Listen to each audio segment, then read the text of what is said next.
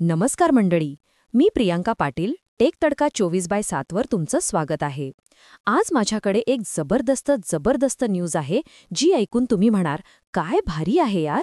म्हणजे विचार करा, आपण सगळेच कधी ना कधीतरी हे फील केलंय की रात्री अपरात्री किंवा कुठे प्रवासात असताना चांगलं गरमागरम जेवण मिळणं किती अवघड असतं, बरोबर? पण आता हे पूर्णपणे बदलणार आहे. कारण शिनस्टार नावाच्या कंपनीने OLSO नावाचा एक Korean BBQ food truck launch केलाय. पण हा काही साधासुधा फूड ट्रक नाहीये. हा आहे पूर्णपणे ऑटोमेटेड. वाव!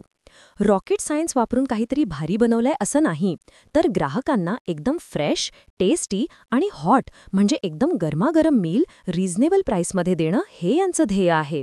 म्हणजे बाहेरून बघायला हा फूड ट्रक आहे, पण आतमध्ये AI आणि रोबोटिक्सचा जादू आहे. शेफ हान सुंगिल, ज्यांचे कोरियामध्ये 18 पेक्षा जास्त रेस्टॉरंट्स आहेत, त्यांनी हे सगळं SOP म्हणजे स्टँडर्ड ऑपरेटिंग प्रोसिजर US मध्ये सेट केलंय. आता गंमत बघा, डोरडॅश सारख्या कंपन्या डिलिव्हरीसाठी रोबोट्स वापरतायत, पण शिनस्टारने तर उलटं केलंय. माणूस ट्रक चालवतो, पण ट्रकच्या आतमध्ये ऑटोवॉक नावाचं एक AI पॉवर्ड रोबोटिक सिस्टम आहे, जे सगळं कुकिंग, सर्व्हिंग आणि क्लिनिंग करतं. म्हणजे शेफने फक्त इन्ग्रेडियंट्स तयार ठेवायचे, बाकी सगळं ऑटोवॉक बघून घेईल. कल्पना करा, तुम्ही ऑर्डर केली आणि ट्रक तुमच्या लोकेशनकडे येतोय.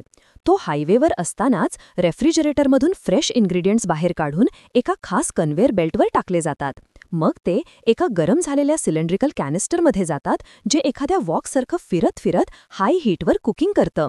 सगळं झाल्यावर जेवण पॅकिंग होऊन बाहेर येतं आणि थक्क व्हायचं हे की तेच कॅनिस्टर ऑटोमॅटिकली क्लीन आणि सॅनिटाईज होऊन पुढच्या ऑर्डरसाठी तयार होतं. Robot noodles.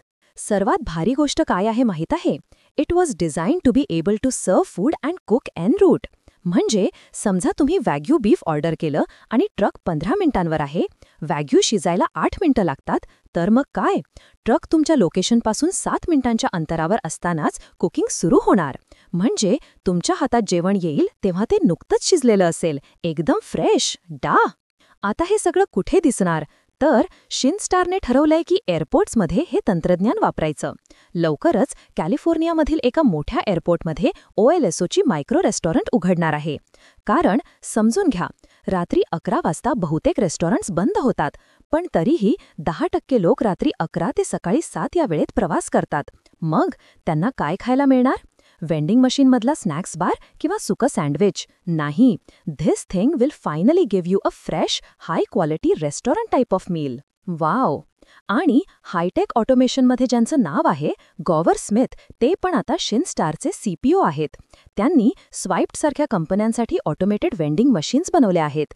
या मायक्रो रेस्टॉरंट्सना फक्त अधूनमधून माणूस लागणार आहे, तो म्हणजे इन्ग्रेडियंट्स रिस्टॉक करण्यासाठी. बाकी सगळं ऑटोमॅटिक. म्हणजे वेळेचं गणित पण सोपं होणार, खास करून एअरपोर्टसारख्या ठिकाणी जिथे घाई असते. एअरपोर्ट. तर मंडळी, सुरुवात एअरपोर्ट्सने होईल, पण पुढे हॉटेल्स, हॉस्पिटल्स, कॉलेज कॅम्पस, जिथे रात्री अपरात्री लोकांना फ्रेश क्वालिटी मीलची गरज भासेल, तिथे हे तंत्रज्ञान नक्कीच पोहोचणार. एकंदरीत टेक तडकाकडून शिनस्टारच्या या इनिशिएटिव्हला big thumbs up. Thank you.